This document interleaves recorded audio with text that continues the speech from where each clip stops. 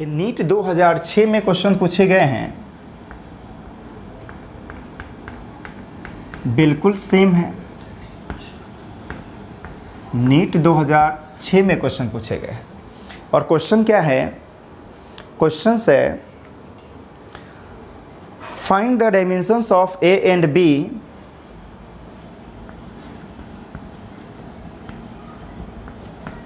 Where v क्या है? Velocity.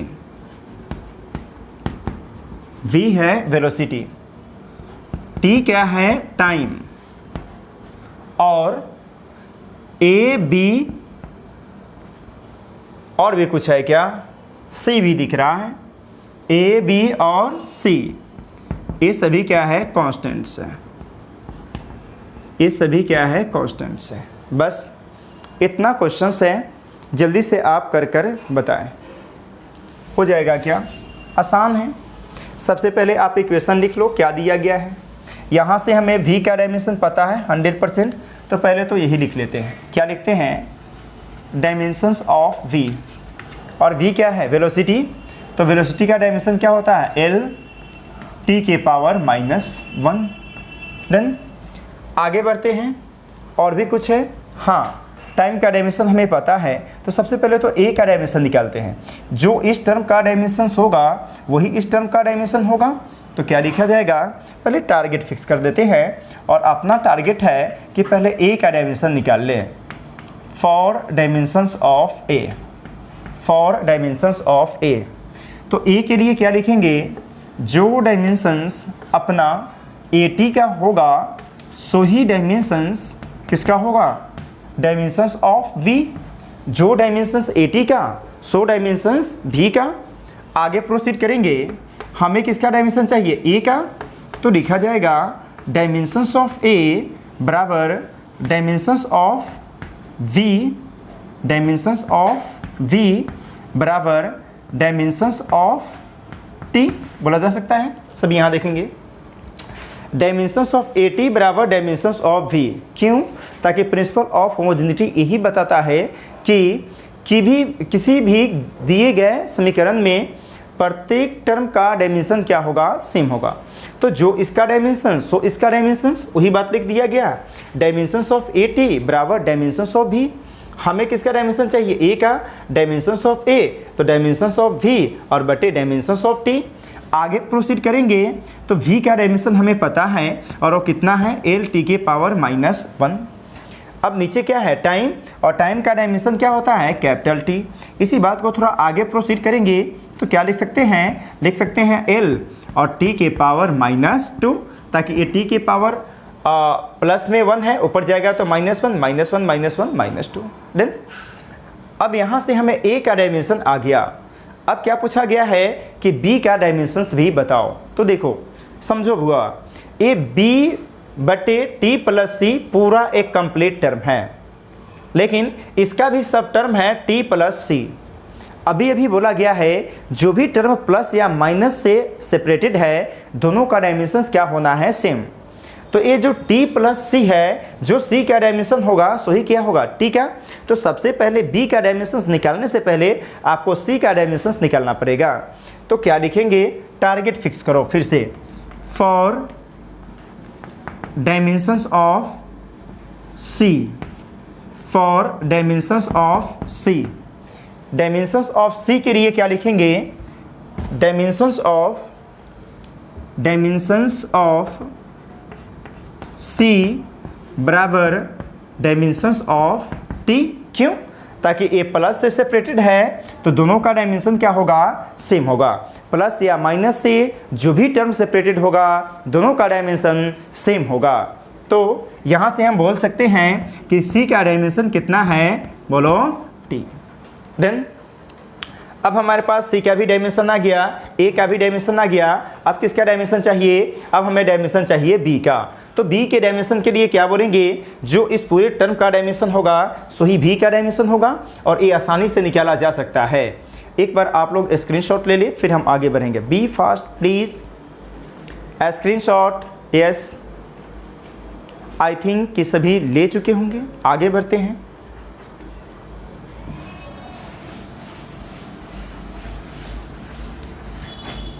ठीक है, सभी लोग यहाँ देखेंगे dimensions of B by T plus C बराबर डायमेंशंस ऑफ v लिखा जा सकता है। जो डायमेंशंस v का होगा वही इस पूरे टर्म का होगा। हमें क्या चाहिए, डायमेंशंस ऑफ b, तो लिखा जाएगा डायमेंशंस ऑफ b बराबर जो a वाली टर्म है इधर मल्टीप्लाइड हो जाएगा, तो क्या लिखेंगे dimensions of v into dimensions of बोलो t प्लस सी। डन। अब इस बात को आगे प्रोसीड कर दो। हमें किसका डायमेंशन चाहिए, b का, तो डायमेंशंस ऑफ v वेलोसिटी है एल टी के पावर -1 होगा इंटू इसका बात करते हैं, अभी निकाले हैं कि c का भी डायमेंशन क्या है, t है, और टाइम का तो t होता ही है। मल्टीप्लाई कर लो एल टी के पावर -1 इंटू और a क्या है हुआ t प्लस टी, अभी पढ़कर आ रहे हैं, इसका भी डायमेंशन क्या होगा, t ही होगा। क्यों, ताकि सेम डायमेंशंस है, यदि हम टाइम को टाइम में जोड़ेंगे या टाइम को टाइम से घटाएंगे तो क्या मिलेगा, टाइम ही मिलेगा, इसलिए इसका डायमेंशंस भी होगा t। a माइनस है और a क्या है, प्लस का पावर, एक दूसरे को मार डालेगा और यहाँ से इसका डायमेंशन कितना आ जाएगा, l। तो आप बोल सकते हैं कि b का डायमेंशन l है और a का डायमेंशन हम लोग इससे पहले निकाले थे और शायद आया था l t के पावर -2। तो इस प्रकार से इस क्वेश्चन को सोल्व किया जा सकता है। नीट 2006 में एक क्वेश्चन पूछा गया था। डन। एक बार आप लोग स्क्रीनशॉट ले ले, फिर हम आगे बढ़ेंगे। बी फास्ट, आई थिंक कि ले चुके होंगे। ठीक है बुआ, एक और क्वेश्चन है जो 1996 में पूछा गया है कि ए और बी का डायमेंशंस बताओ। चलो ठीक है, इसे भी देख लेते हैं, बहुत आसान है, इसमें कुछ नहीं है बुआ। सबसे पहले हम किसका डायमेंशन देखेंगे, पी का हमें पता है, तो लिख लेते हैं डायमेंशंस ऑफ पी, और पी का डायमेंशन अभी पढ़कर आ रहे हैं एम एल के पावर -1 और टी के पावर क्या होता है, -2। डन।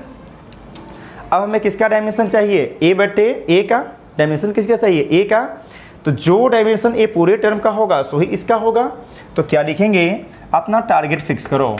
हमें क्या चाहिए, फॉर डायमेंशंस ऑफ ए, तो ए का डायमेंशन कैसे निकालेंगे, तो जो डायमेंशन ए बटे वी स्क्वायर का होगा सो ही डायमेंशन किसका होगा, पी का, प्रेशर का। देन अब हमें क्या चाहिए, डायमेंशंस ऑफ ए, तो लिखेंगे डायमेंशंस ऑफ ए क्या हो जाएगा, डायमेंशंस ऑफ पी और गुने डायमेंशंस ऑफ v के स्क्वायर, इधर डिवाइड है तो इधर मल्टीप्लाइड हो जाएगा। आगे बढ़िए, प्रेशर का डायमेंशन क्या होता है, m l के पावर -1 और t के पावर -2, और v का क्या होगा, वॉल्यूम है तो l के पावर क्यूब, और इसका भी क्या है, स्क्वायर, तो ये कितना हो जाएगा, अल्टीमेट l के पावर 6 होगा। अब देखो, अब यहाँ से आगे प्रोसीड करेंगे तो m l के पावर -1 प्लस 6 l के पावर 5 और t के पावर क्या हो जाएगा, -2। यही आपका डायमेंशंस है, और किसका डायमेंशंस है, बोलो a का डायमेंशन है बुआ, a का डायमेंशन क्या होगा, m l के पावर 5 और t के पावर -2। बी फास्ट स्क्रीनशॉट ले ले, फिर हम आगे बढ़ेंगे। बी फास्ट स्क्रीनशॉट ले ले, फिर हम आगे बढ़ेंगे। अब हम डायमेंशन ऑफ b निकालेंगे। एक बार आप लोग ले ले स्क्रीनशॉट। ओके ठीक है, आगे बढ़ते हैं।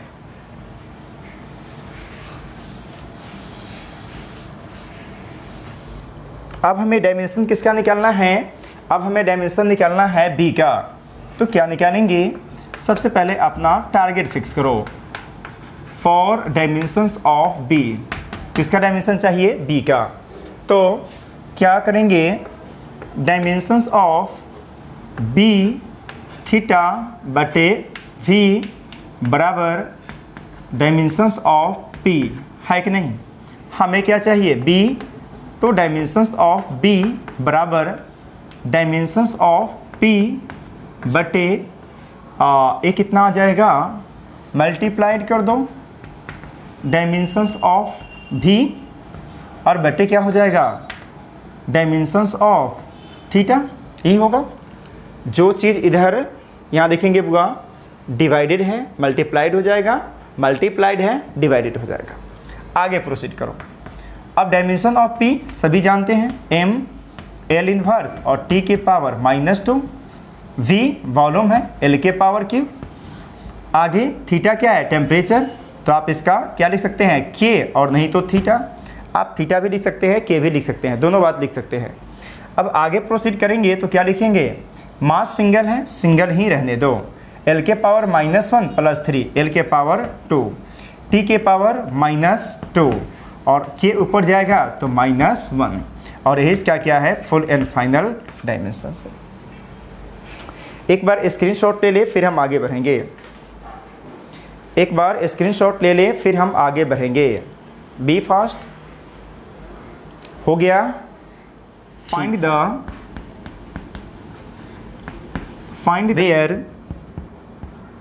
वेयर P क्या है, प्रेशर है, ये बोल दिया गया है। ये बोलना बड़ा ज़रूरी है रे बुआ, ये बात ना बोले तो कंफ्यूज कर जाओगे। R क्या है, रेडियस। R क्या है, रेडियस। X क्या है, डिस्टेंस। X है डिस्टेंस और V क्या है, वेलोसिटी है। V है वेलोसिटी। देन और L है लेंथ। L क्या है, लेंथ है, लेंथ है। बस यहाँ से ईटा का आपको डायमेंशन निकालना है, आसानी से निकाला जा सकता है। कैसे, तो हमारे पास तो सबसे पहले जो दिया गया है इक्वेशन उसे लिख देते हैं। हमें क्या चाहिए, डायमेंशंस ऑफ ईटा। तो ईटा का डायमेंशन पूरी के डायमेंशन के बराबर होगा, तो क्या लिखिएगा, dimensions of p into R के स्क्वायर माइनस एक्स के स्क्वायर बटे 4 टाइम्स v इंटू एल, ये बात लिखा जाएगा। आगे प्रोसीड कीजिए।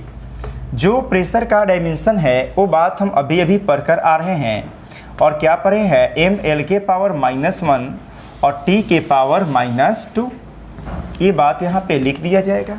डन। आगे बढ़ते हैं। r का डायमेंशन, r का डायमेंशन क्या होता है, रेडियस है तो l, स्क्वायर है तो स्क्वायर माइनस x क्या है, डिस्टेंस है, इसका भी डायमेंशन क्या होगा, l, स्क्वायर है तो स्क्वायर डिवाइडेड बाई 4। कांस्टेंट है, कांस्टेंट का कोई भी डायमेंशन नहीं होता है। v वेलोसिटी है और इसका डायमेंशन होता है l t के पावर -1। l लेंथ है और इसका भी डायमेंशन क्या होगा, l होगा। इतना बात समझ आ रही है क्या? यदि इतना बात समझ आ रही है तो आगे बढ़िए। m पूरे में सिंगल है, सिंगल ही रहने दीजिए। l के पावर -1 सही बात है, रहेगा। t के पावर -2 रहने दिया जाए, into l square minus l square, कई बार बोल दिया गया, क्या है, लेंथ है और लेंथ को लेंथ से घटाएंगे तो क्या मिलेगा, लेंथ। तो यहाँ भी हमें क्या मिलना है, l के पावर 2। सबको डिवाइड कर देना है क्या चीज़ से, l इंटू l, ये क्या होगा, l के पावर 2 और इधर क्या है, t के power -1।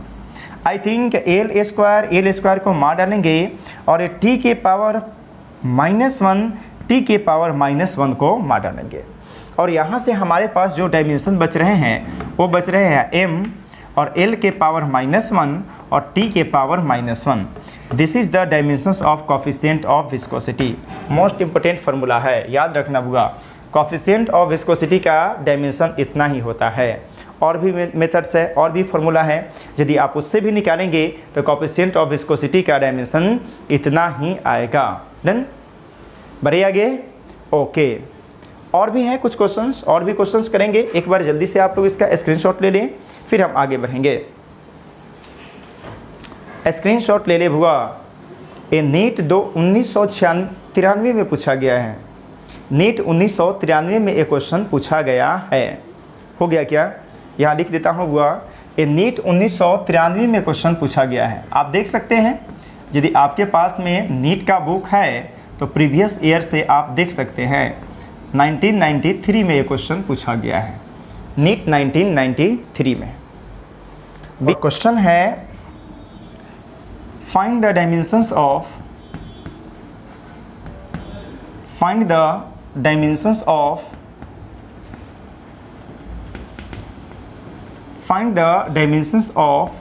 Alpha from the given equation. दिए गए इक्वेशन से अल्फा का डायमेंशन का पता करें। क्या दिया गया है इक्वेशन? तो इक्वेशन दिया गया है P बराबर P0 और e के पावर माइनस अल्फ़ा t के स्क्वायर। और ये भी क्वेश्चन पूछा गया है, और कौन से ईयर में पूछा गया है? तो ये क्वेश्चन पूछा गया है 1993 में। ये भी क्वेश्चन पूछा गया है नीट एग्ज़ाम में, और 1993 में ये क्वेश्चन आपसे पूछा गया है। क्या पूछा गया है? Find the dimension of alpha from the given equation. और इक्वेशन कैसा है वो आपको साफ साफ दिख रहा है बोर्ड पे। डन। अब चलिए बुआ आगे बढ़ते हैं। यहाँ बोल दिया गया है, थोड़ा सा हेल्प कर दिया है बंदे ने। क्या बोला है? वेयर P क्या है? Final pressure.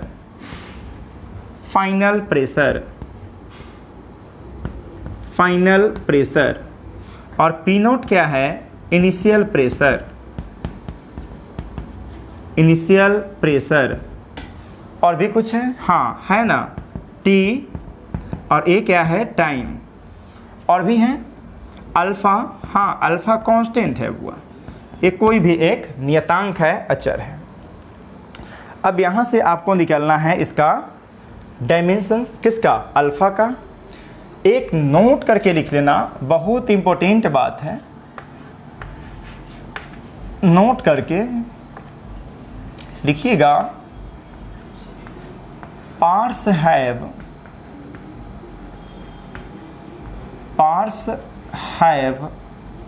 No dimensions. Parts have no dimensions. Then एक पॉइंट और लिख लेना, एक्सपोनेंट्स हैविंग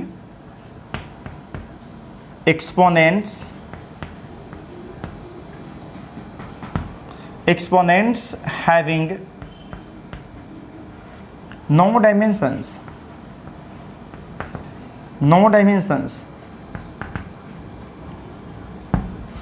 एक्सपोनेंट्स हो तब या कोई पार्ट्स हो तब उसका कोई भी डायमेंशंस नहीं होता है। बस इतना ही हिंट्स है इस क्वेश्चन के लिए। एक बार जल्दी से ट्राई कीजिए, फिर हम आगे बढ़ेंगे।